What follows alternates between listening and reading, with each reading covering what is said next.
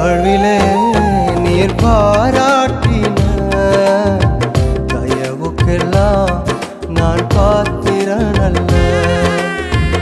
இதுவரையில் நீர் தாங்கினதற்கு எவ்வளவும் நான் தகுதியும் இல்லை. மாறாமலே உடனிருந்தி விலகாமலே நடத்தி வந்தி.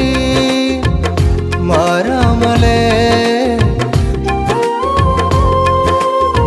விலகாமலே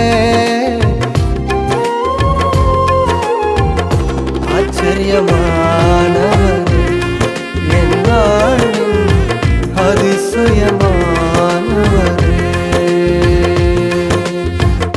ஆச்சரியமான